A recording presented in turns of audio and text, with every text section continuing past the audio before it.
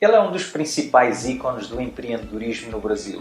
Fundou a escola de inglês Wise Up com apenas 23 anos de idade, usando como capital inicial 20 mil reais do seu cheque especial a um custo de 12% ao mês em juros. A Wise Up tornou-se uma marca líder no ensino de inglês para adultos, com mais de 500 franquias presentes em vários países, entre eles o Brasil, a Argentina, Colômbia, México, Estados Unidos, China. Em 2013 vendeu a Wise Up para o grupo Abril Educação, uma das maiores redes de educação do mundo, por 877 milhões de reais, e passou também a ser o seu segundo maior acionista. Entre 2009 e 2012 ele morou em Orlando, onde percebeu um enorme potencial de crescimento do futebol nos Estados Unidos. E ainda em 2013 ele adquiriu o clube Orlando City com o objetivo de fazer dele uma marca global e torná-lo o segundo clube dos brasileiros. É também o idealizador do Geração de Valor, um projeto focado em inspirar jovens que estão iniciando a sua carreira e desejam chegar mais longe, aprendendo com a experiência de mais de 20 anos de carreira de um grande empreendedor de sucesso. No decorrer do projeto Geração de Valor, ele foi abordado por um dos seus seguidores, que lhe colocou a seguinte questão: o que você faria se tivesse 18 anos de idade e tivesse a experiência que tem hoje? Essa pergunta o intrigou tanto que ele começou a escrever e criou um post onde menciona 10 passos que ele daria caso tivesse 18 anos e estivesse começando a empreender hoje. Esse foi um dos posts mais lidos do Geração de Valor. Ele foi lido por mais de 1.500.000 pessoas, com uma enorme repercussão. Por sua vez, esse post deu origem a um vídeo onde ele apresenta e discute cada um desses passos detalhadamente. Eu estou falando de Flávio Augusto da Silva e estes são os seus 10 segredos do sucesso. Se eu tivesse 18 anos, ou seja, 0 bala, 0 quilômetros, como é que eu começaria? Vamos lá, o primeiro ponto é como eu começaria. Em primeiro lugar, eu jamais teria um emprego. Eu jamais teria um emprego. E essa primeira afirmação, ela é engraçada porque, na realidade, eu nunca tive um emprego. A maioria de vocês já conhece a minha história, não é? E a minha história, todo mundo sabe que eu comecei a trabalhar numa escola de inglês. Não é? Meu primeiro trabalho, minha primeira experiência profissional foi trabalhando como vendedor numa escola de inglês. Isso em 1991. Eu tinha 19 anos de idade, não tinha nem 18. Eu comecei a trabalhar com 19 anos de idade. O que acontece? Aí muitos podem perguntar, Flávio, mas esse não foi o seu primeiro emprego? Não. Na realidade, foi minha primeira experiência profissional. Eu nunca tive uma carteira assinada. Eu nunca recebi férias, 13º, fundo de garantia, não é? Nunca tive licença. Ou seja, eu realmente não experimentei o modelo da CLT. Eu nunca tive um salário fixo na minha vida. Não é? Eu era vendedor, se eu vendesse, eu ganhava. Se eu não vendesse, eu não ganhava. Inclusive, até o dinheiro do transporte eu não tinha. Nunca tive vale-transporte na minha vida. Eu nunca tive plano de saúde pago pela empresa na minha vida. Eu nunca tive alguma coisa que eu tivesse algum medo de largar para poder empreender ou construir um negócio. Eu acho que isso é uma vantagem, não é? Acho que isso é uma vantagem. Eu não precisei vencer o medo para largar um emprego para poder fazer um projeto, porque eu nunca tive um emprego, eu nunca tive um salário, não é? Então eu comecei a trabalhar num negócio que não era muito recomendável, né? Você trabalhar como vendedor, sem nenhuma garantia. Isso, do ponto de vista trabalhista, não é? Era um trabalho absolutamente informal, não é? Não era um trabalho formal, era um trabalho absolutamente informal. No entanto, para mim, isso foi uma coisa muito positiva, porque eu nunca me senti tendo alguma coisa a perder. E também aprendi a produzir o meu ganho. Eu fui treinado num ambiente também onde eu tinha que produzir o meu ganho. Se eu não produzisse aquilo que eu tinha que produzir, eu não ganhava nada. No fundo, a minha primeira experiência profissional já foi uma experiência empreendedora. E eu considero que isso não deixou de ser também, para mim, um treinamento para que eu pudesse empreender. Eu trabalhei 4 anos nessa empresa, nesta condição. Eu fui gerente, depois eu fui diretor, e mesmo nesses cargos, o que aumentava eram as comissões. Era um trabalho 100% variável. Agora, preste bem atenção. Por que eu não teria? Se eu pudesse voltar na máquina do tempo, por que eu não teria um emprego? Eventualmente, muitas pessoas me perguntam, Flávio, vale a pena eu trabalhar numa empresa, ter um emprego numa empresa, não é? Para aprender aquele trabalho e poder me desenvolver naquela área, para poder eu empreender naquela área, eu acho positivo. E eu não acho nem que esse pode ser considerado assim, um emprego de carreira. É um emprego provisório. Não é? Eu tive a possibilidade naquela experiência profissional como vendedor, aquilo ali foi a minha escola de vendas. Não é? Eu aprendi a vender. Ainda mais eu, que tinha 19 anos, era um cara absolutamente tímido. Minha timidez, assim, falar em público para mim era o terror. Não é falar, como eu estou falando aqui agora, para um grupo de milhares de pessoas, temos quase um estádio aqui de futebol me assistindo agora nesse momento. Falar para um grupo desse tamanho, talvez me desse, sei lá, vontade de desmaiar, eu sair correndo. Eu sempre fui uma pessoa muito tímida. Então, aquela escola de vendas, ela também me ajudou a superar a minha timidez, me ajudou a eu me tornar uma pessoa mais autoconfiante, não é? Já que eu estava dentro daquele processo. Então, a primeira coisa que eu faria se eu tivesse 18 anos, que eu não faria, eu jamais teria um emprego. Por que eu jamais teria um emprego? Número 2, eu venderia algum produto. Eu escolheria algum produto. Vamos lá, eu tenho 18 anos, não tenho grana, tá? Não tenho grana, não tenho capital, não é? Para poder montar uma empresa. Eu faria o quê? Não é? Eu venderia algum produto. Eu escolheria algum produto. Aliás, a minha vida começou assim, vendendo um produto. O primeiro produto que eu vendia era relógio. Eu adorava relógio, não é? Então eu convencia, eu lembro que tinha um camelô no centro do Rio de Janeiro, que eu convencia ele a me emprestar uns relógios. Eu não tinha dinheiro para comprar relógio, não é? Eu não tinha dinheiro para comprar o relógio, não tinha capital de giro para poder comprar relógio. Então eu fiz uma amizade com o camelô e convenci o cara a me emprestar os relógios. Então ele me emprestava ali uns 10 relógios e eu vendia, ia lá, pagava ele. E o cara começou a confiar em mim. Então pegava 10, pegava 20, pegava 30 relógios, não é? Pegava relógio e vendia. Isso era uma experiência minha, uma experiência inicial, antes mesmo de trabalhar lá no curso de inglês. A primeira coisa que eu vendi foi relógio. Não é? Então, tive uma experiência de vender, uma experiência transacional de eu trabalhar com um cliente. Muita gente tem preconceito com essa história de vender. Muita gente tem esse preconceito. Mas, no fundo, se você quer empreender, amigo, cara, empreender é vender. Não é? A Volkswagen, se não vender, quebra. A Apple, se não vender, quebra. Todo empreendedor que tem a sua empresa e não vender, ela quebra. Então, a atividade básica de uma empresa é ter um produto e vender esse produto ou serviço. Se você quer ser empreendedor, mas você não quer ter a experiência de vender, você está perdendo uma oportunidade de iniciar pequeno o seu negócio. Porque o seu negócio não precisa ser uma empresa com um prédio, com 400, com 500 pessoas. Às vezes o seu negócio começa com um produto que você está vendendo, com uma carteira de clientes que você começa a fazer e uma experiência de expandir o seu capital de giro através da venda de um produto. No meu caso, eu estou dando um exemplo aqui do camelô, que eu pegava dinheiro, que eu pegava ali relógio emprestado para poder vender. A minha segunda, depois eu evoluí, depois eu cresci. Não é? Quando eu evoluí, eu fui para o Paraguai comprar relógio. Então eu cheguei, não é, comprar relógio do Paraguai e vender. Não é? Eu tinha, na época, talvez 18 anos de idade. Então, essa foi a minha primeira experiência com venda. Então, quando eu comecei a trabalhar numa escola de inglês, né, num trabalho absolutamente ali informal, a experiência de venda já era uma coisa que eu já tinha começado a desmistificar. Não é? Eu acabei não prosseguindo com o produto relógio. Acabou não sendo um produto que eu quis prosseguir, mas eu acabei conhecendo um outro produto, que foi o produto inglês. E nesse produto inglês eu fiquei de 1991 até 2013. Eu fiquei 22 anos vendendo curso de inglês.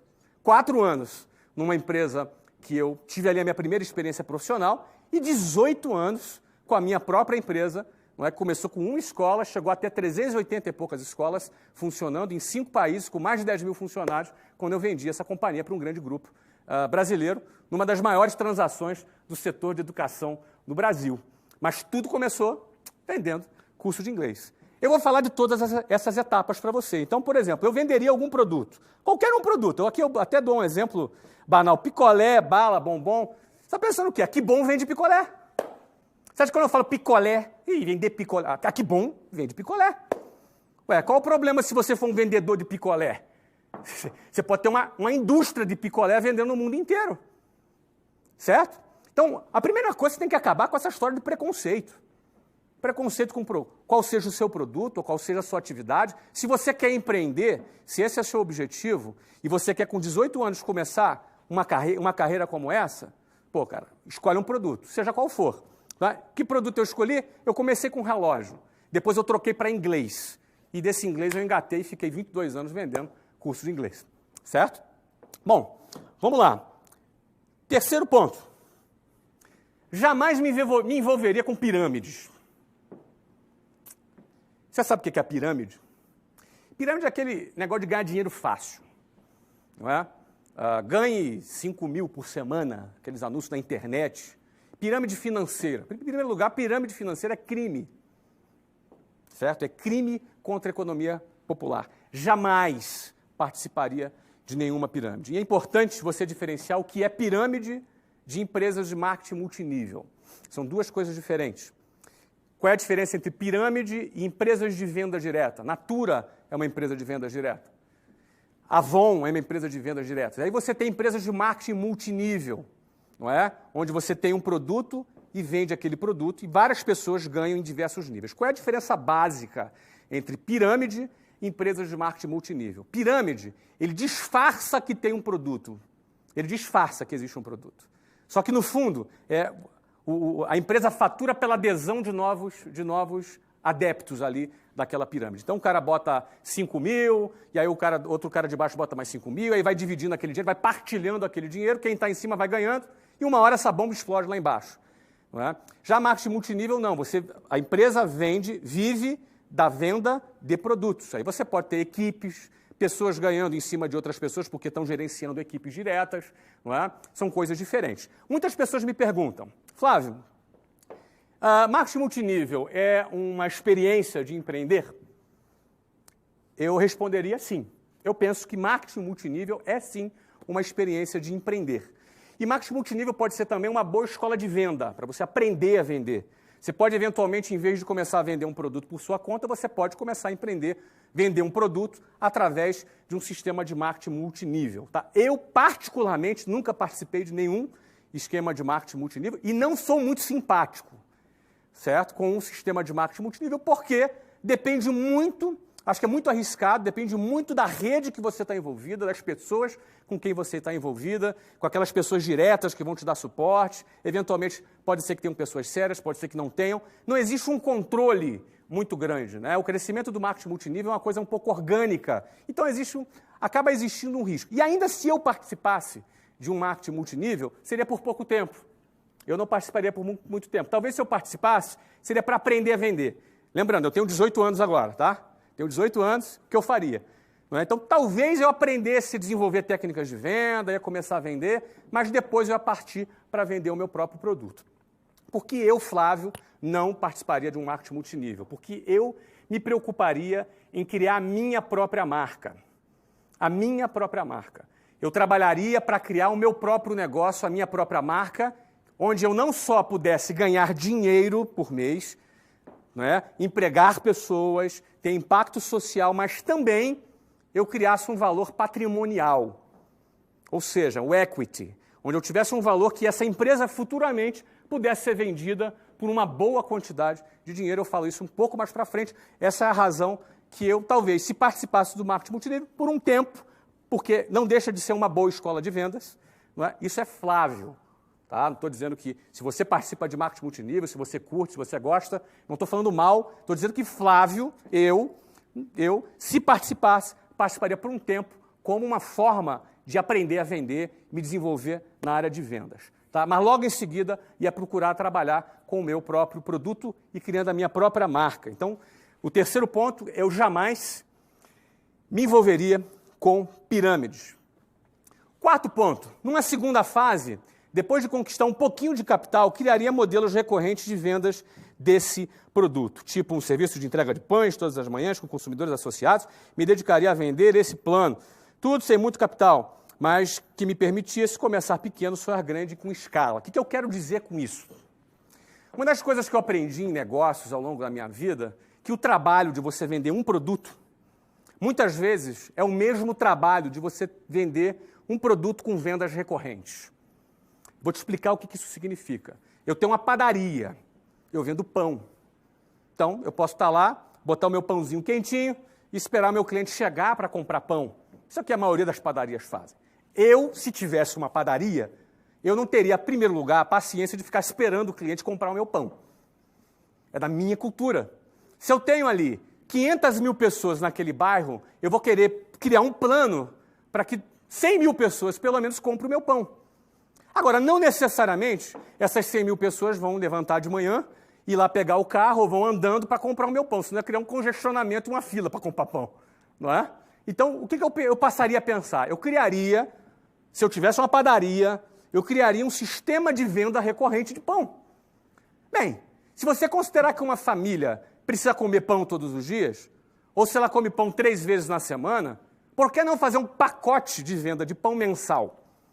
E em vez da pessoa sair de casa, ter o trabalho de ir lá comprar pão, certo? Ela recebe em casa, num motoboy ou num serviço de entrega, lá o pacotinho diário de pão dela, com pão quentinho. Vai lá num lugar, talvez numa motocicleta, com uma caixinha térmica e entrega lá no bairro o pão quentinho para ela. Você imagina nessa situação, em vez de eu ficar sendo uma padaria passiva que vende pão, eu vou criar um plano de pão, um plano mensal recorrente, um contrato anual de compra de pão. Com o mesmo trabalho de vender um pão, eu vendo um contrato de pão por ano. Ou seja, se o cara consome 3 pães por dia, ou 4 pães por dia, e ele compra 5 vezes na semana, ele vai consumir 20 pães na semana. Em 4 semanas serão 80 pães, vezes 12, cerca de 1.000 pães. Eu assino um contrato de 1.000 pães e o cara me paga mensalmente. Isso se chama venda recorrente. Eu estou dando um exemplo grotesco, que é o exemplo do pão. É possível criar estratégias de faturamento recorrente. É possível você vender um determinado produto e, ao mesmo tempo, criar estratégias de vendas recorrentes. Se eu tivesse um restaurante, por exemplo, eu buscaria criar estratégias de vendas recorrentes. Eu não ficaria no modelinho tradicional, passivo, onde eu fico ali esperando o meu cliente entrar pela porta. Certo? Eu não vou me aprofundar muito nisso, mas eu acho que meu objetivo aqui é te dar alguns insights, né? Meu objetivo é te passar insights. Então, eu criaria sistema de vendas recorrentes. Eu tenho várias experiências de negócios que eu já fiz, que eu fazia a venda avulsa e passei a fazer uma venda anual e através de um pagamento parcelado.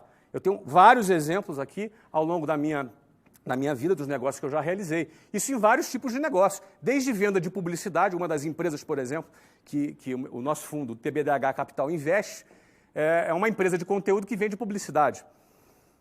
E uma das modificações que nós fizemos nesse modelo é criamos os pacotes de vendas de publicidade por venda recorrente.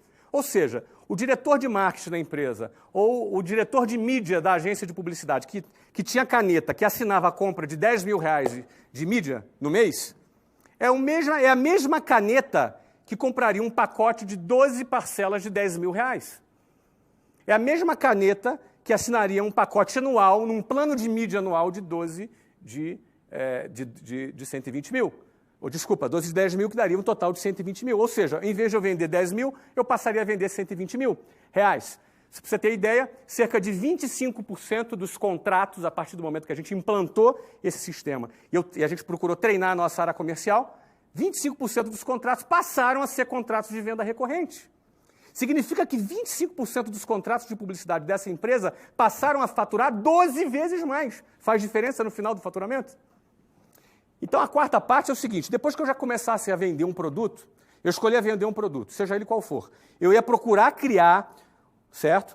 Depois que eu conquistasse já algum capital, eu ia procurar criar um modelo recorrente de venda para esse produto, porque isso alavanca o faturamento de vendas desse produto.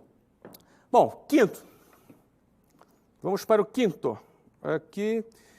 Viveria com não mais do que 50% do que ganhasse para ampliar meu capital de giro. Aí começam os desafios. Porque o carinha começou a ter o primeiro sucesso dele, o que ele quer? Quer comprar um carrão. Quer comprar um carrão. Ele começou a ter o primeiro sucesso dele, começou a ganhar o primeiro dinheirinho dele, ele já quer comprar uma moto nova. Bacana. O cara está duro, pendurado, mas está com a moto nova. Não é? O cara vai priorizar o quê? O status dele, o glamour dele. Agora ele quer que as pessoas achem que ele tem sucesso. Ele quer ter essa imagem de sucesso. Ele começou a ter um primeiro sucessinho. Vai para o carrão. Então, o que eu colocaria aqui é o seguinte: viveria com não mais que 50% do que eu ganhasse. Isso não é fácil, mas é possível. Isso não é muito simples, mas é possível. Por que isso é importante? Porque quando você amplia o seu capital, você aumenta o seu poder de fogo. Você pode investir no seu negócio. Você pode, inclusive, botar o dinheiro para trabalhar para você. E você não entra na onda insana de consumo. Aquela onda de consumo que as pessoas compram.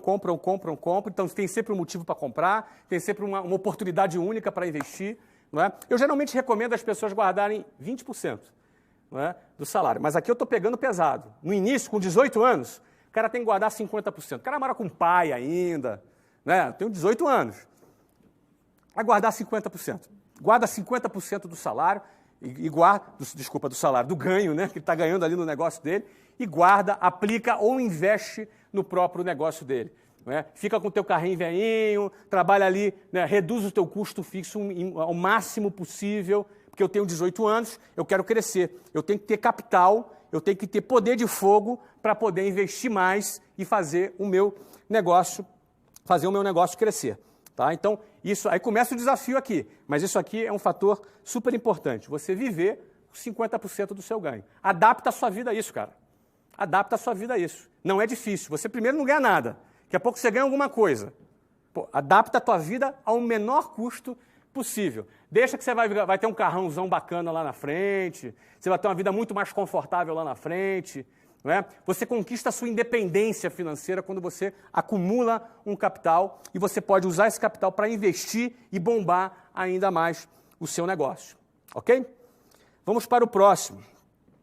Me dedicaria a estudar todas as fases do processo a fim de começar a fabricar o meu próprio produto e investiria na minha própria marca. Então vamos lá. Primeiro, eu comecei a vender um produto. Comecei a faturar.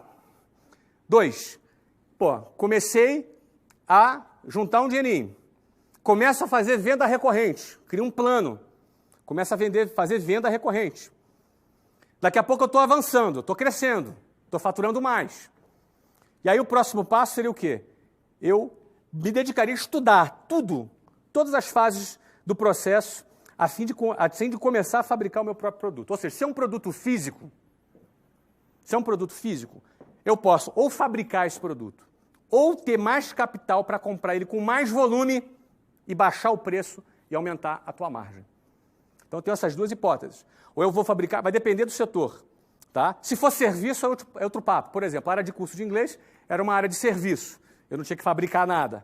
Não é? Era uma área diferente. Mas se é um produto, ou tu vai fabricar o produto, vai buscar estudar todas as fases para você fabricar aquele produto, ou então você vai juntar um capital maior para você comprar em volume. Você pode chegar numa fábrica e, eu comprava X, eu vou comprar agora 100X. Aí você pega o teu custo, você consegue uma negociação muito melhor, você vai levar isso lá para baixo, não é? Você vai ter que ter um custo maior de estoque. Ou então você pode até negociar o próprio estoque dentro da própria fábrica. Isso vai depender muito da sua negociação. Mas o ponto é você começar a ter a sua independência, fabricar o seu próprio produto ou comprar ele em grande escala para aumentar a sua margem. Investir em minha própria marca, isso é chave. Você investir na sua própria marca é chave, porque a sua própria marca, ela representa a sua independência. Você ter a sua própria marca representa você começar a construir um patrimônio. Quando você investe na sua marca, é o seu patrimônio, não é o patrimônio de um terceiro. Não é? Se você tem a sua própria marca e aquele teu produto expandiu e você está vendendo bastante, daqui a pouco essa tua empresa pode valer dezenas de milhões, centenas de milhões ou alguns bilhões. É assim que funciona. Mas desde que a propriedade intelectual seja sua. Isso é o maior valor que tem. Não é? Isso vale mais que lucro. Vale mais do que o lucro da própria empresa, é você ter a possibilidade de construir a sua própria marca. Seja de serviço ou seja de produto. Não é? Então, eu colocaria isso. Casualmente, gente, todas essas etapas aqui que eu estou falando, eu vivi elas. Não é? Então, na realidade, o que eu estou aqui escrevendo é que eu repetiria. Não é? Muitos desses passos que eu estou colocando, muitos não, todos até agora, pelo menos, foram passos que eu faria. Eu talvez mudasse uma coisa, que uma pessoa que eu, na minha época, não fiz. Uma pessoa me perguntou, seria aqui nesse slide aqui, ó, ela me perguntou, venderia um produto, do 2, no 3, no 4, isso, entre o terceiro e o quarto aqui.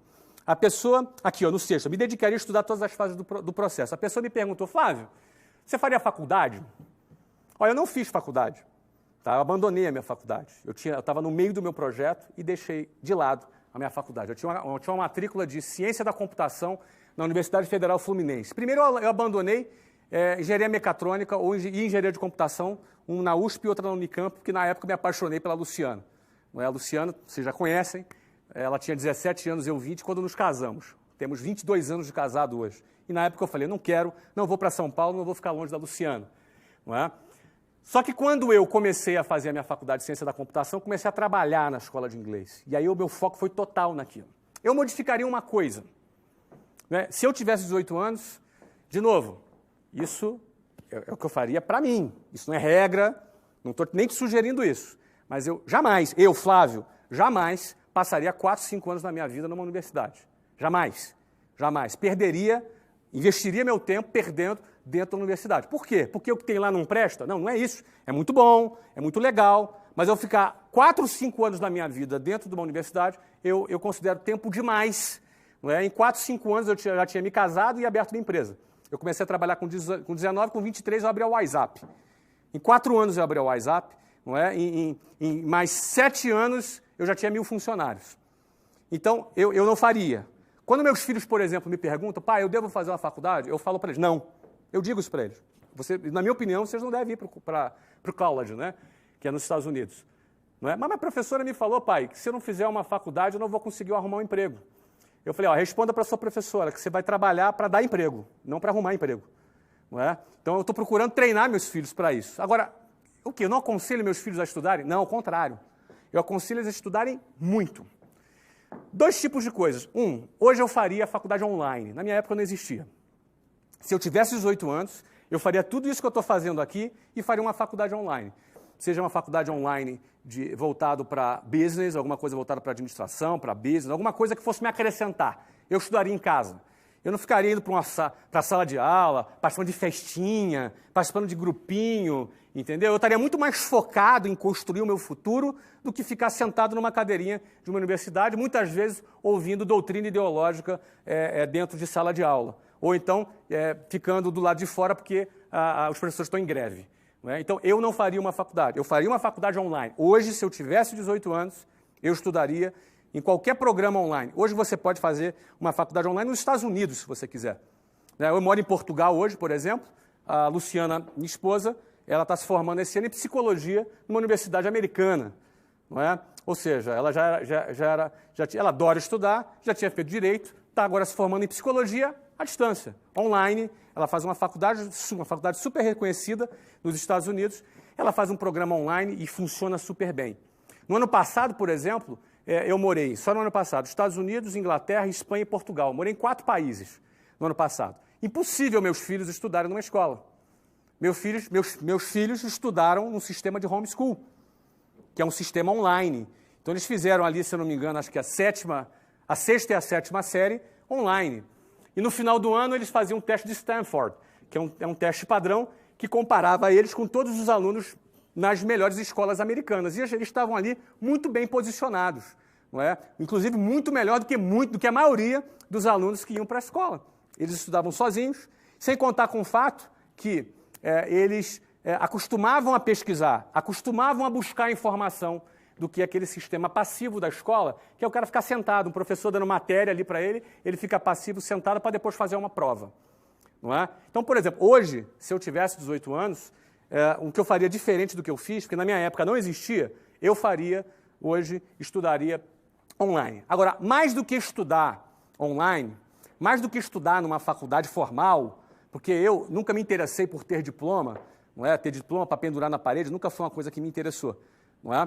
Então, mais do que isso, eu faria o que eu faço hoje com muita frequência. Eu estudo bastante, eu leio bastante, eu estudo bastante, eu pesquiso bastante tudo que seja relacionado aos negócios que eu estou empreendendo. Então, eu preciso aprender sobre os negócios que eu estou empreendendo. Eu preciso estudar sobre aquilo que eu estou fazendo. Então, eu vou ler, eu vou estudar, eu vou pesquisar. Então, eu valorizo muito mais, por exemplo, a pesquisa própria do que um ensino formal em troca de um diploma. Não é? Se eu quero, por exemplo, trabalhar na área de comunicação, eu vou me dedicar a pesquisar e estudar coisas na área de comunicação. Se eu quero entrar na área de esporte, como, por exemplo, eu entrei e comprei um clube de futebol nos Estados Unidos, eu tive que pesquisar e entrar, mergulhar dentro do mundo do futebol, não é? Com o objetivo de me tornar um cara conhecedor o máximo possível e poder inovar dentro desse processo.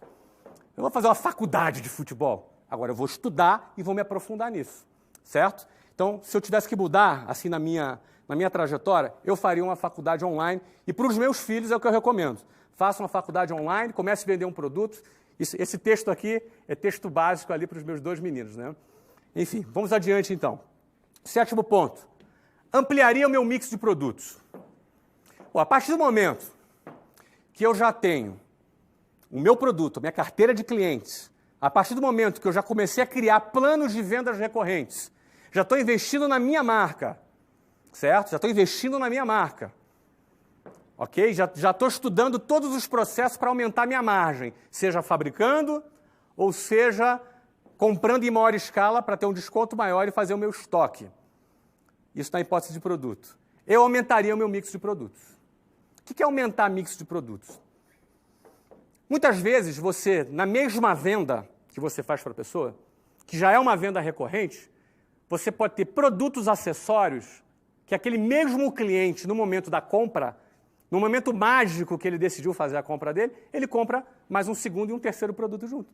É simples, você vai comprar uma roupa, não é? Você vai na loja e compra uma roupa. Ah, não, você vai comprar uma camisa. Quero comprar uma camisa. Duvido você sair da loja só com uma camisa. O cara vai te mandar um cinto, vai te botar um sapato, não é? Vai te mandar uma carteira, uma meia, uma cueca, enfim. O cara está treinado ali com um mix de produtos deles para despertar o teu interesse, despertar a sua necessidade num determinado produto.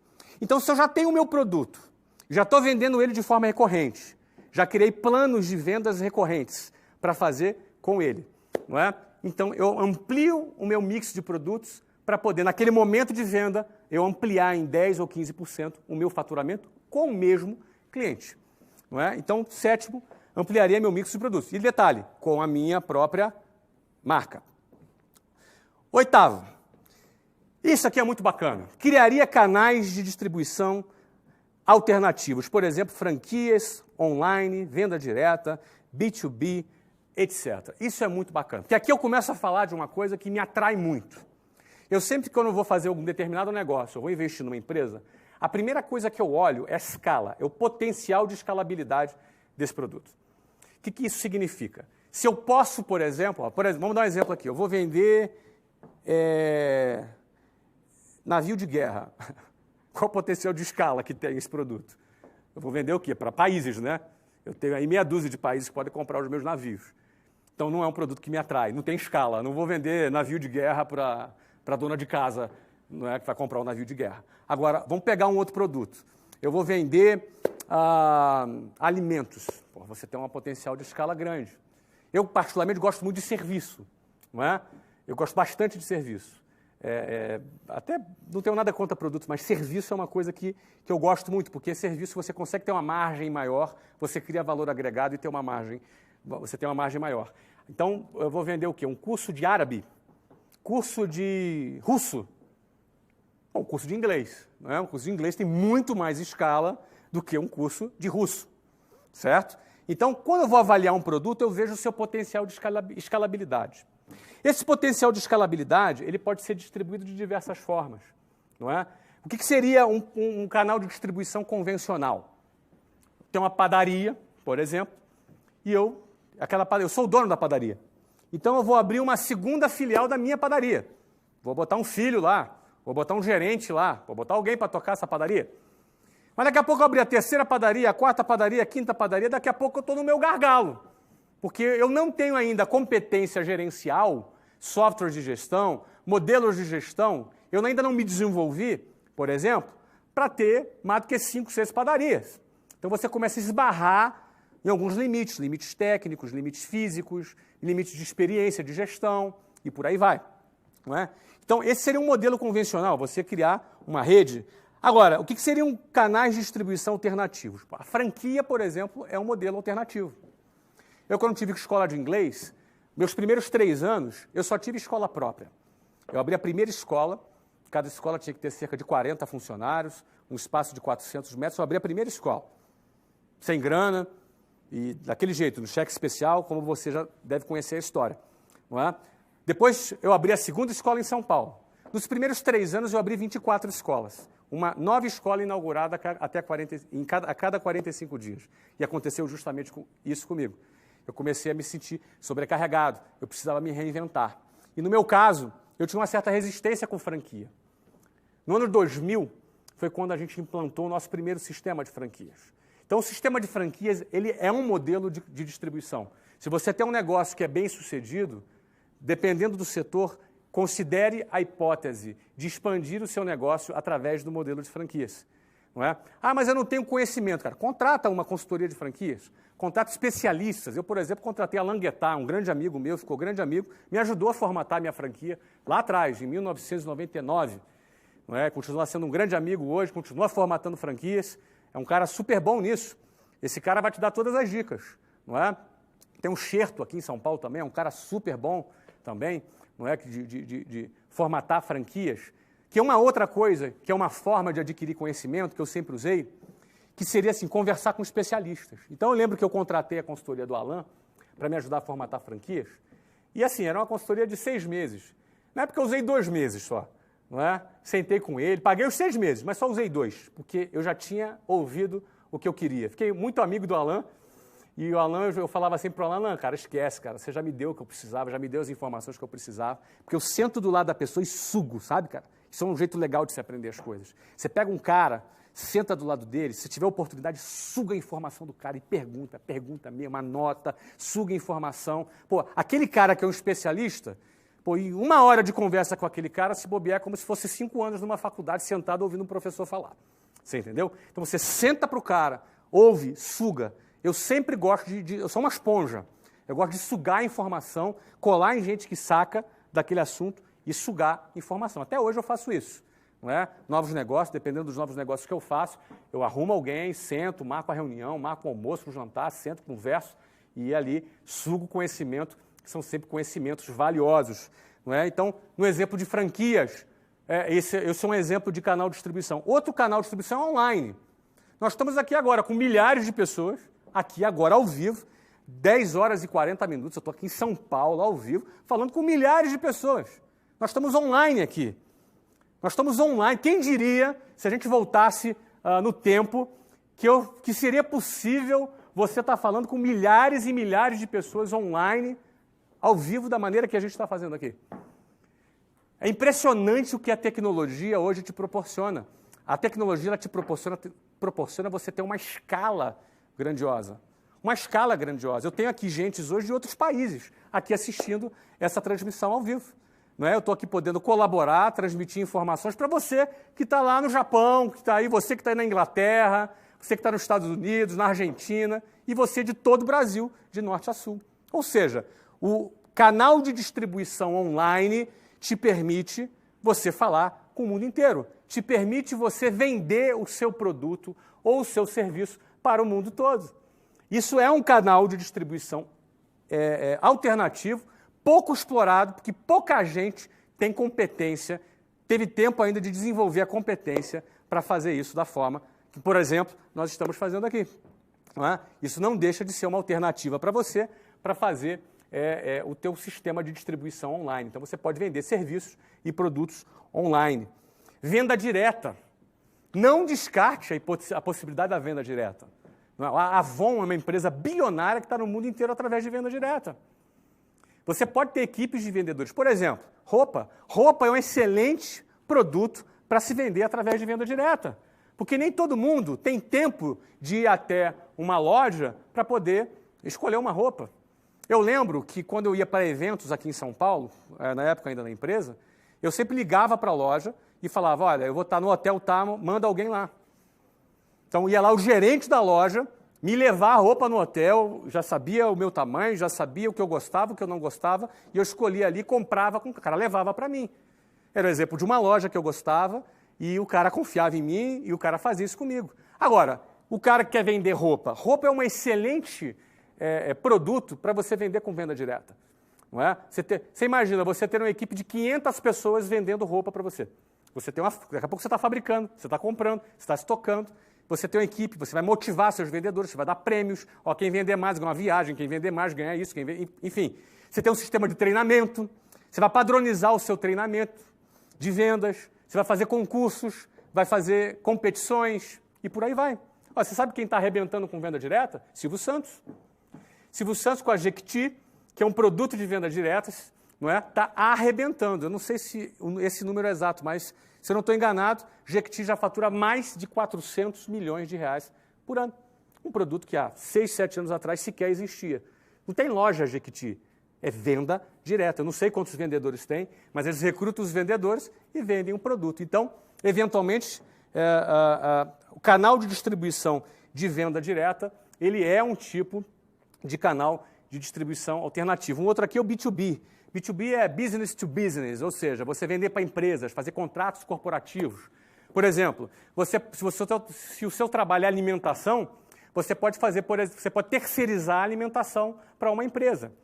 Você pode ter produtos que o seu cliente final, em vez de ser um consumidor final, não é, uma pessoa física, não é, que é o B2C, que é business to consumers, não é, você vai ter um produto que é o quê? Que você vende de B2B, de business para business. Você vai vender para empresas. O teu cliente final são empresas. Você pode criar, por exemplo, uma linha de produtos corporativos. Por exemplo, se você vende roupa, o que impede de você fechar com uma empresa para fazer a apresentação de roupas para essa empresa, se for o caso de roupa? O que impede de você fazer isso? Você está em um escritório que tem 80 pessoas trabalhando com gravata e terno. Quantas pessoas não compram roupas ali? Não é? E por aí vai. Não necessariamente pense num modelo convencional, a lojinha que está pagando aluguel, custo fixo alto pra caramba. Dá glamour, meu amigo. Sacoleiro não dá glamour, certo? A lojinha dá glamour, mas a maioria das lojas de shopping que se você vê lá, vou te falar, o cara ou não ganha nada ou ganha uma merreca. A maioria das lojas de shopping ou ganha muito pouco. Raras são as lojas que o cara ganha bastante. Raras. A margem é pequenininha, porque o custo fixo do shopping center é altíssimo. Então, se eu vendesse roupa, por exemplo, se eu tivesse algum negócio de roupa, a última coisa que eu ia querer da minha vida é ter loja em shopping.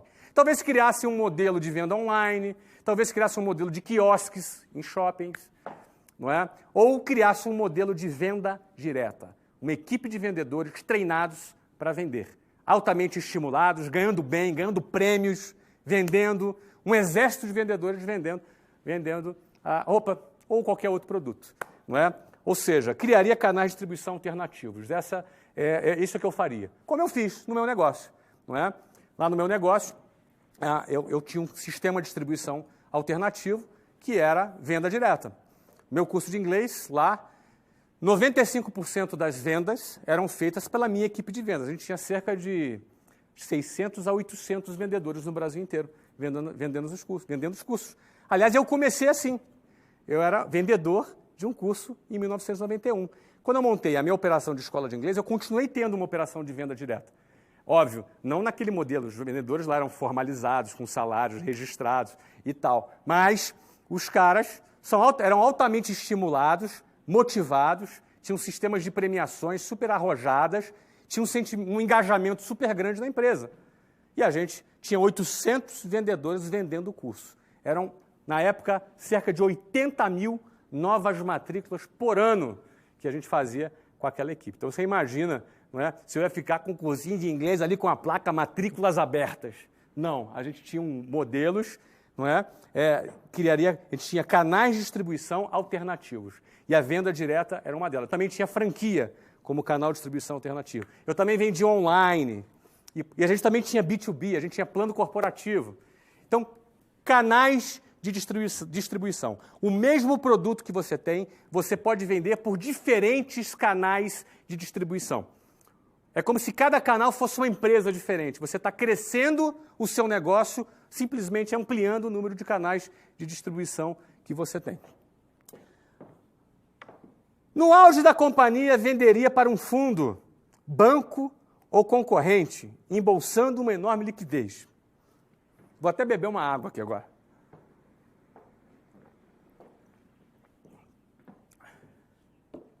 Bom, o 9. Venderia. Muita gente se apega. Muita gente se apega ao negócio. Deixa eu falar um pouco sobre isso. Eu vendi o meu negócio lá, eu amava meu negócio, eu amo até hoje. Mas o tempo de um empreendedor, ele tem um tempo definido num determinado negócio. Senão ou ele se acomoda, ou ele se desgasta, ou ele perde o brilho dele no olho. Principalmente se for um empreendedor mesmo, porque o empreendedor, ele se motiva construindo o negócio. O empreendedor, ele não é síndico de prédio, ele constrói prédios, mas ele não é síndico de prédio. Ele se motiva muito em desbravar, em criar, em inovar, em criar coisas novas. Muita gente, eu me lembro, quando eu vendi um negócio, não é? O nosso negócio foi vendido por quase R$1 bilhão, e algumas pessoas chegavam para a gente e falavam assim, puxa, Flávio, o que deu errado, hein? Você vendeu, né? Pô, tava com algum problema o negócio? As pessoas acham que porque você vendeu um negócio estava com problema. É o contrário. Isso é uma questão de cultura.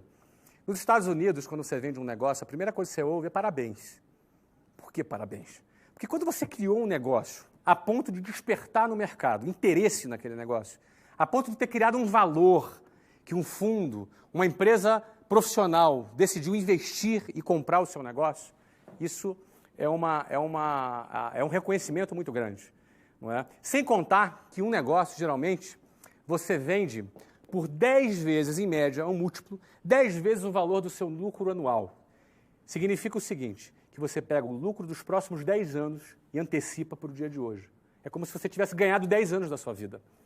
E você ainda tem a liberdade para construir o negócio que você quiser. Isso não tem nada a ver com você estar apegado ou desapegado. Eu continuo respeitando o negócio que eu fundei, eu continuo amando aquele negócio. É como uma filha, não é? Esse é o exemplo que eu costumo dar. Você tem uma filha linda, te beija, te abraça, não é? Quando você chega em casa, ela corre, te dá um abraço, pula no seu colo. Ela é linda, aquela criança. Só que um dia, aquela menininha linda, ela vira uma mulher. E um dia ela vai se casar.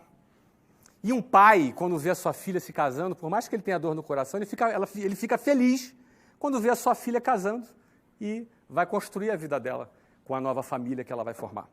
Não é? Então, ou seja, a venda de uma empresa, ela é um momento que você considera que você cumpriu a sua missão e agora você vai realizar o lucro, você vai desfrutar do patrimônio que você construiu.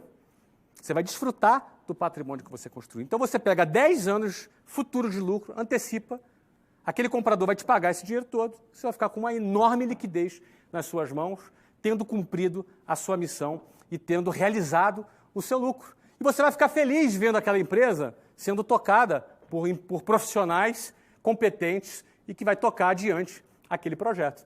Não é? Então, no auge da... Agora, por que no auge? Por que no auge? Porque no auge você vende pelo valor mais um valor bom. Você vende no auge daquela companhia. Não é? Ou seja, você não vai vender no momento que a empresa está mal. Você vai vender quando a empresa está bem. É assim que funciona. Quando a empresa está bem, você vai ter fundos, você vai ter bancos, você vai ter pessoas. Eu, por exemplo, durante os 2 últimos anos, eu atendi mais de 20 fundos interessados na compra da minha empresa. Fundos internacionais, fundos nacionais, os maiores fundos do mundo eu atendi porque tinham interesse no meu negócio. Agora, por que tinha interesse no meu negócio? Porque era lucrativo, ele era um bom negócio, ele era um excelente negócio. Então, aquele é o momento, não é? Aquele é o momento de você, não é? De você fazer a venda. Eu tive propostas boas em outros momentos, mas eu não me senti assim, eu não senti que era o momento da venda. Eu não me senti confortável para fazer a venda naquele momento. Em 2008, eu tive uma proposta 5 vezes menor, mas não me sentia confortável. E eu acreditava que eu conseguia ter um upside maior ainda. Então, até o momento que foi feita a venda na empresa. Você passa a empresa para uma outra pessoa e passa a ser a responsabilidade daquela pessoa tocar o projeto adiante e você é recompensado. Você tem antecipado em torno de 10 anos de lucro operacional da sua empresa antecipado nas suas mãos. Não é? E quando você vende, você sai do risco do seu negócio, do risco da operação, não é? Você também tem toda uma liquidez e você tem liberdade. Ou você vai fazer aplicações financeiras, ou você vai abrir e investir em novos negócios. Você tem a liberdade para você escolher. Não é? Se você faz isso em 5 anos, daqui a pouco você monta um novo negócio e constrói tudo de novo. Não é? O 10º, com 5% do capital conquistado, começaria tudo de novo. investiria os outros 95% em investimentos conservadores em moeda estrangeira. Vamos começar pela primeira parte.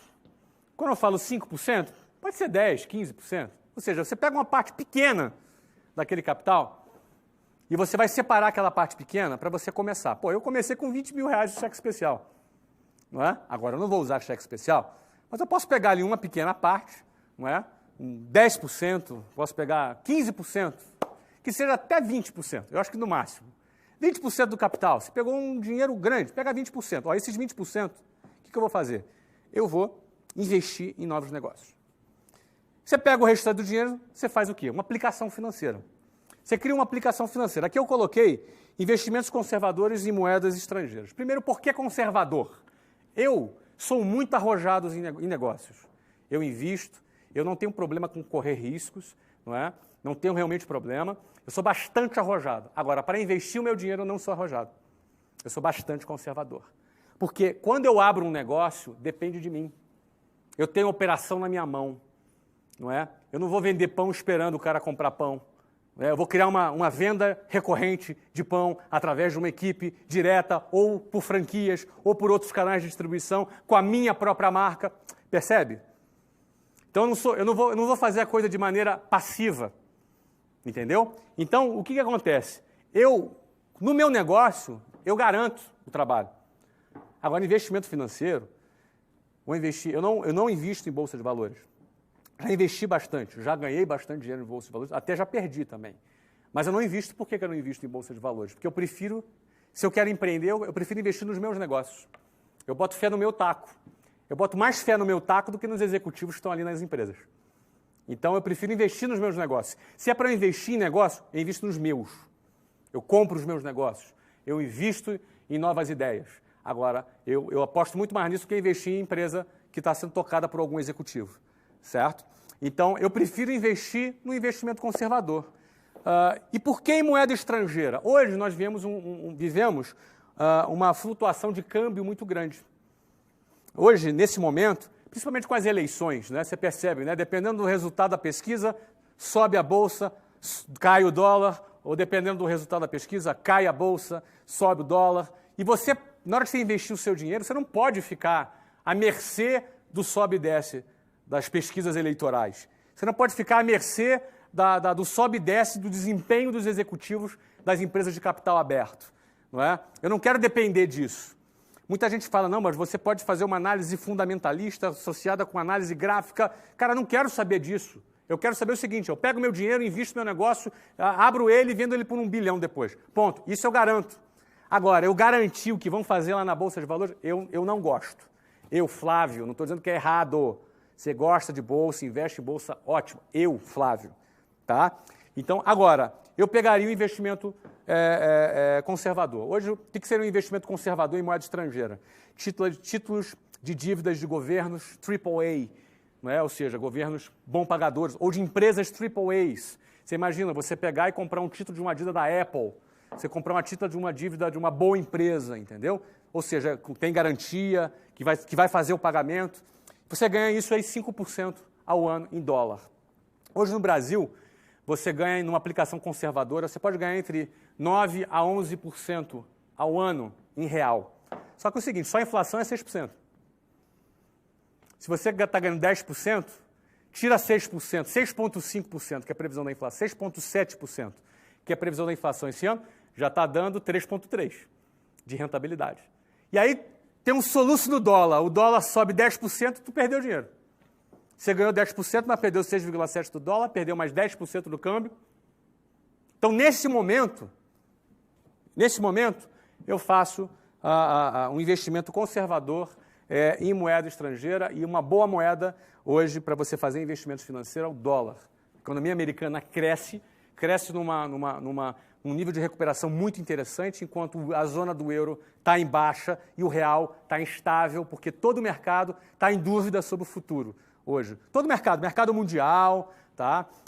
Não estou falando de papo eleitoral não, tá, gente? Aqui estou falando de papo técnico, ok? Todo o mercado aguarda para ver o que vai acontecer no Brasil, porque dependendo do que acontece no Brasil, o dólar sobe e as ações caem e por aí vai. Então as pessoas estão procurando fugir do investimento no Brasil nesse momento. Isso acontece em todas as eleições, não é só nessa não. Todas as eleições o mercado fica nervoso, o mercado fica instável, porque ele fica cheio de incertezas. Então, nesse momento, o meu caminho, o caminho que eu escolho, é fazer investimentos conservadores, tá? Um título de uma dívida de uma empresa AAA, por 3, 4 anos de vencimento, com 5% de remuneração ao ano em dólar. Não é? Sem contar com o fato que há previsões que o dólar pode chegar, isso é previsão, não é nada garantido, pode chegar na ordem de R$ 2,80. Não é? Ou seja, se você tem uma aplicação a 5% em dólar, você tem um bom resultado. Como é que você sabe disso?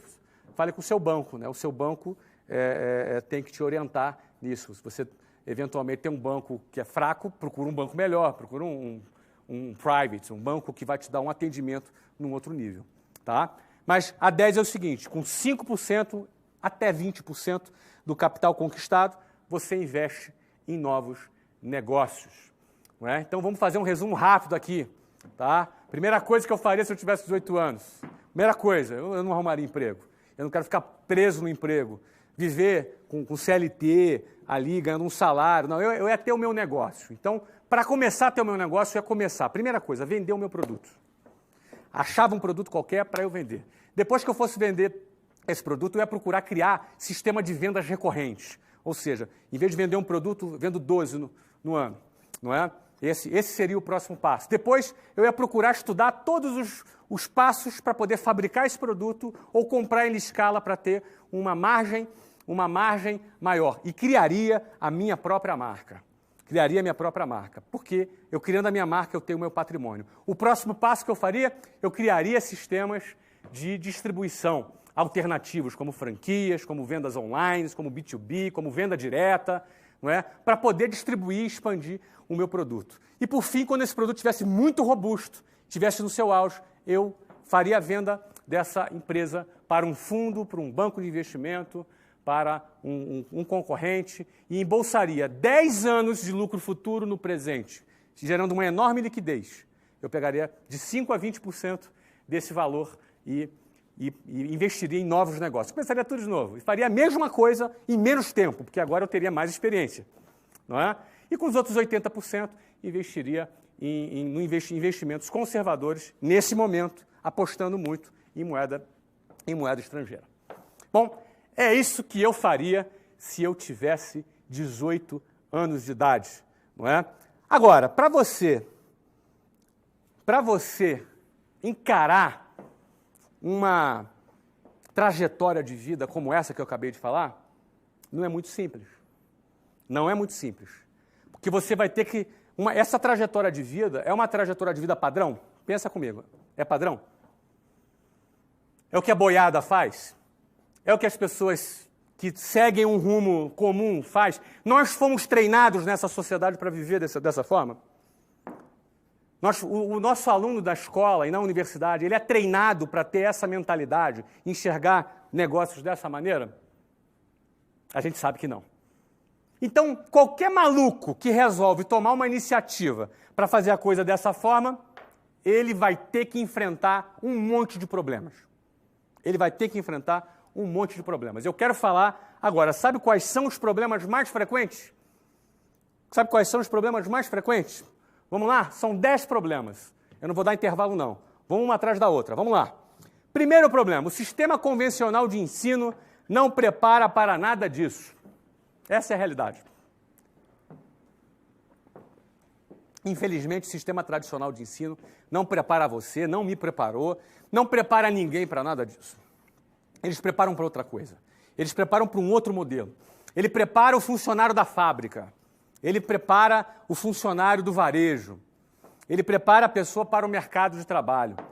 A pessoa, desde cedo, ela é doutrinada, ela é condicionada, não é? A isso. Eu não estou dizendo que isso é ruim, não estou falando que isso não é digno.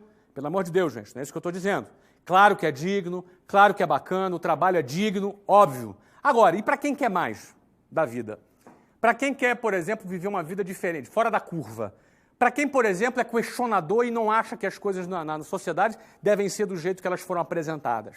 E para quem enxerga oportunidades de negócios em vários lugares. Esse cara faz o quê? Segue a boiada?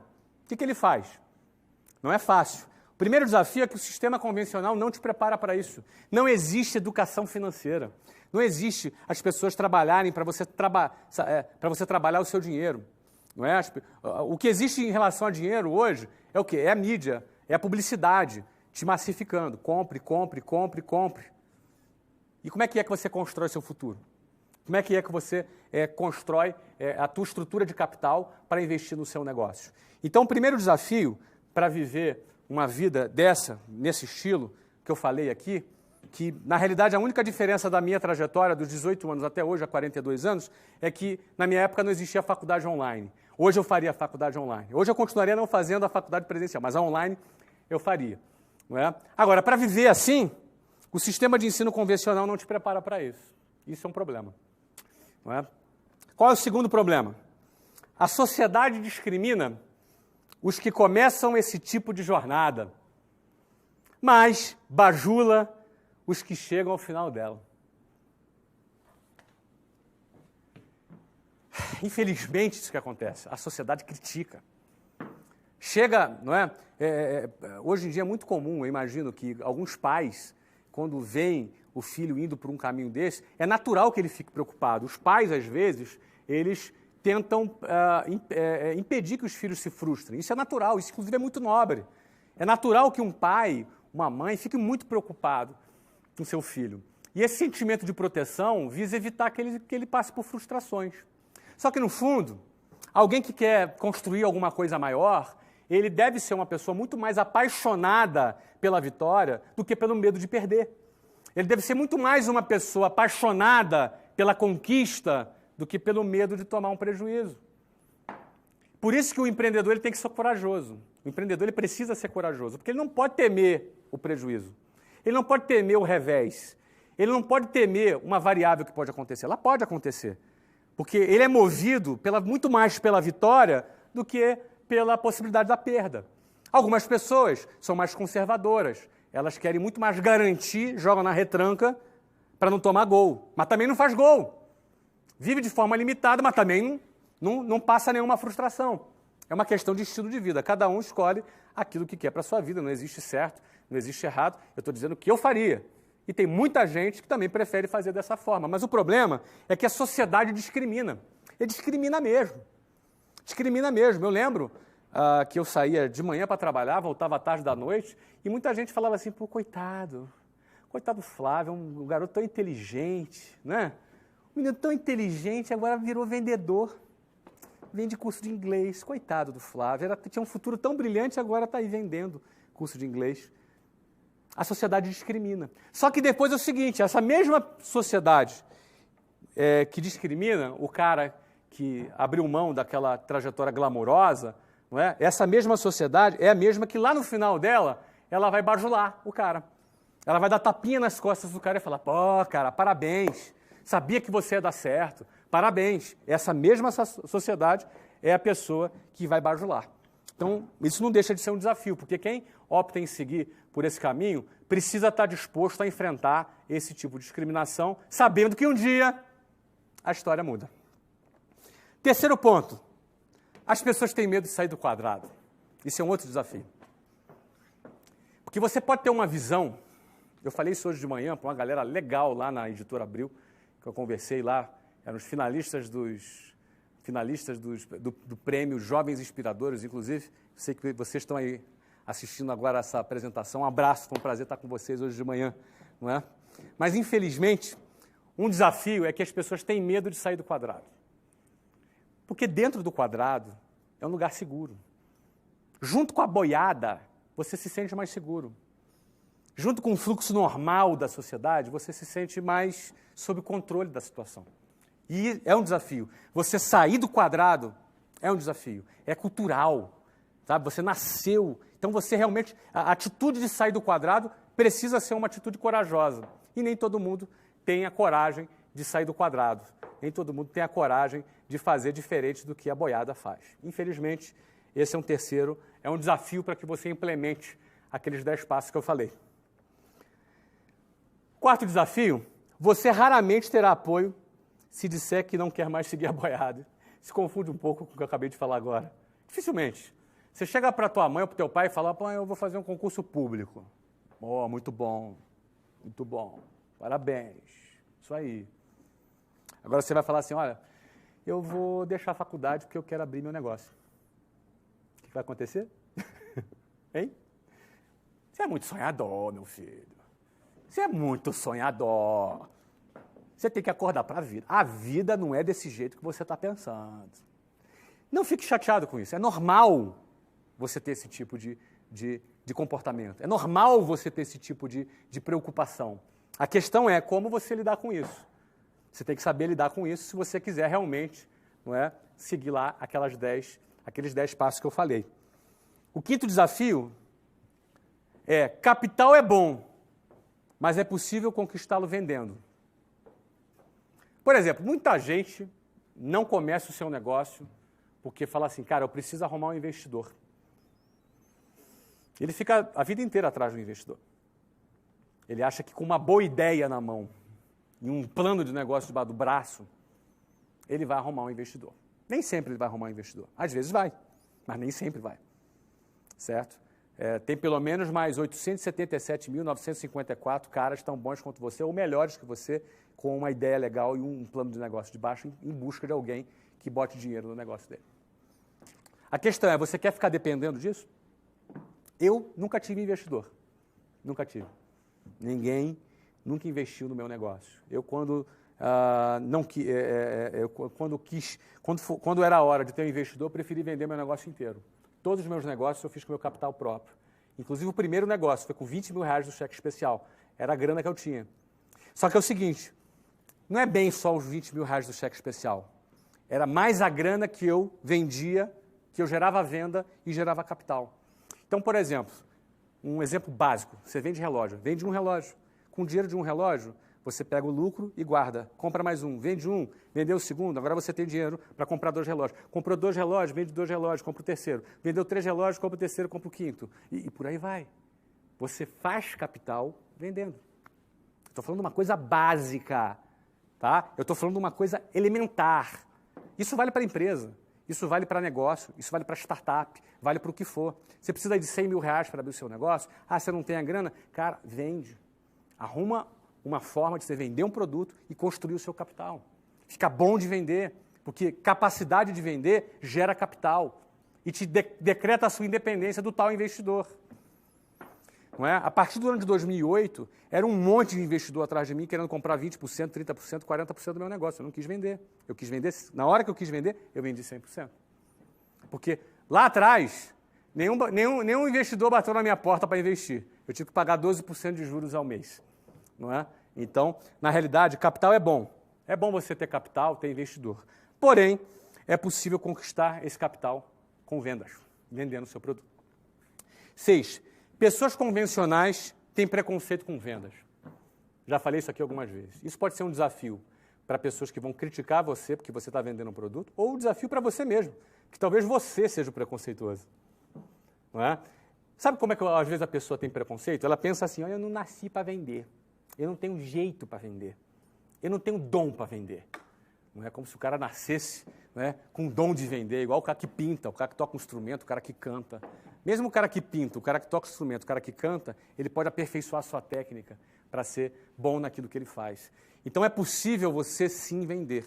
Vender é uma atitude que você tem que ter quando você... Não é o prazer da venda, é o prazer de chegar onde você quer chegar. É o prazer de você chegar onde você quer chegar. O que faz alguém vender, eu, por exemplo, eu não tinha prazer em vender, e às vezes alguém me trata mal, alguém me dá não é? Porque o vendedor, ele ouve um monte de não. Então, o meu prazer não era em tomar não, em ficar tomando não. O meu prazer era o seguinte, era conquistar o meu objetivo. Não é? Eu trabalhava para conquistar o meu objetivo, e não para ter prazer no meu dia a dia como vendedor. Aquilo ali era um estágio, aquilo ali era um momento da minha vida. Não é? Eu tinha que passar por aquilo, eu tinha que vencer aquilo para chegar onde eu queria chegar. Então eu não olhava para o hoje, eu olhava para onde eu queria chegar.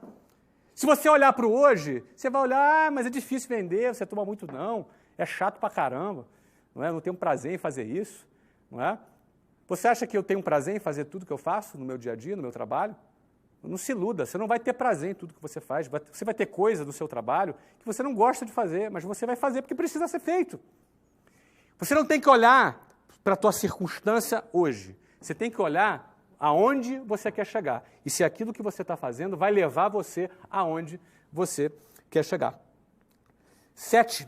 Muitos, ao conquistarem seu primeiro sucesso, querem logo comprar um carro zero, como sinal de status, em vez de ampliarem seu capital de giro, ampliando suas dívidas. Eu já falei isso por aqui, isso é um desafio. O cara conquistou o primeiro sucesso, o cara vai comprar o carro zero em 72 prestações. O cara vai pagar 5 carros no final de 6 anos. Mas o cara está com carrão, entendeu? Cara, as minas começam a olhar para ele de forma diferente, entendeu? Então, o cara vive essa ilusão do status e fica escravo, pagando 3, 4, 5 carros. Amigo, acorda, cara. Constrói teu patrimônio. Constrói tua independência financeira, entendeu? Não entra nessa onda de consumismo, não. Fica acima disso. Bota o dinheiro para trabalhar para você. Ou então, fica escravo dele. Você tem essas duas opções. Próxima. Outros ficam apegadas e, por isso, perdem o timing para vender o seu negócio. Isso eu conheço algumas pessoas. Pessoas apegadas, não é, que tinham a oportunidade de fazer uma venda, tinha um comprador, a pessoa queria comprar e a pessoa ficou apegada. Ai, não, mas eu criei esse negócio eu criei. Enfim, no fundo, o cara está acomodado com aquele negócio. Ele quer ficar agarrado com ele, como se aquilo fosse durar para sempre. Gente, o mercado muda. Um produto que hoje é necessário, amanhã ele não é mais. Um produto que hoje é tendência, amanhã ele não é mais. Se você perder o timing porque você ficou apegado, você vai ver, por exemplo, oportunidades para vender o seu negócio, que você poderia vender por 500 milhões de reais, daqui a pouco você vai ter que vender ele por 50. Eu já vi casos assim. Eu já vi casos de caras que tiveram a chance de vender seu negócio, foi entre 500 e 600 milhões de reais. Ele não vendeu. Hoje, ele está abraçado com o negócio não vai nada hoje. Não vai nada. Ele perdeu o timing. A hora era aquela e ele perdeu o timing. É importante entender que vender um negócio não é porque ele está ruim, não é o contrário. Você tem que pegar um negócio bom e vender um negócio bom.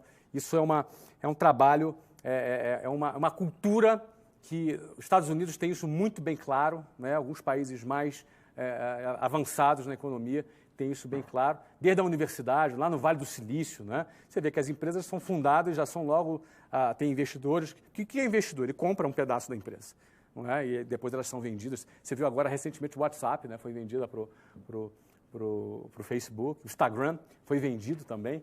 Não é? E você vê, na área de tecnologia, você vê uma série de empresas que também fazem a venda do seu patrimônio. 9. Lucro não é pecado e sonhar não é para alienados. Isso é uma coisa ideológica. Lucro não é pecado. Você não tem que ter pudor para falar de lucro. Não é nenhum pecado você ganhar dinheiro. Isso não está errado. Você entendeu? Alguém para ganhar dinheiro é uma mentira que você diz que você ganhar dinheiro tem que explorar alguém. Isso não é verdade. Não é? Agora, é óbvio que o lucro não é a qualquer custo. Não é? Eu sempre busquei trabalhar formando e liderando equipes, buscando investir nas pessoas, buscando formar pessoas, buscando cooperar com o crescimento das pessoas, para que eu cresça através do crescimento das pessoas que trabalhem comigo. Isso é uma filosofia, isso dá muito certo, porque quando você vai liderar um grupo, você vai liderar pessoas e você está se dedicando a essa pessoa para que ela se desenvolva, não é? E através do desenvolvimento dela você também vai crescer, isso é uma boa estratégia. Você ter um investimento em pessoas e você crescer por consequência disso. Isso é uma forma de ver gestão de pessoas. Eu sempre gostei de trabalhar dessa forma. E por último, você vai atrair interesseiros. Saiba quem é quem nesse game. Entenda quem é quem. Você vai atrair interesseiros, pessoas que vão se aproximar de você simplesmente pelo interesse de ter algum benefício por estar do seu lado, para ganhar algum dinheiro ali a qualquer custo do seu lado, para se aproveitar de uma forma negativa por estar do seu lado. É importante você saber quem é quem nesse processo. É importante você entender quem é quem nesse game para você não se iludir e você estar muito bem blindado, porque durante um processo de crescimento, eles vão aparecer em diversas formas, de diversas maneiras. Não é? É fundamental estar atento dessa forma que eu falei para vocês. E claro, se gostou desse vídeo, você pode fazer 3 coisas para continuar a sua jornada de crescimento pessoal. Você pode subscrever o meu canal para que eu lhe envie mais vídeos como esse em uma base semanal para ajudar a melhorar a sua vida. Segundo, você pode seguir-me nas redes sociais e participar da discussão, deixando sugestões para futuros vídeos e colocando todas as suas dúvidas. Todos os links para as minhas redes sociais se encontram na descrição deste vídeo. Terceiro, você pode ir ao meu blog querosucesso.com e se inscrever para receber a newsletter semanal onde partilho dicas exclusivas, podcasts e e-books apenas para assinantes. Então fico aguardando a sua presença no próximo vídeo e até lá sonhe grande, tenha fé, aguente firme e viva intensamente. Votos de muito sucesso a todos!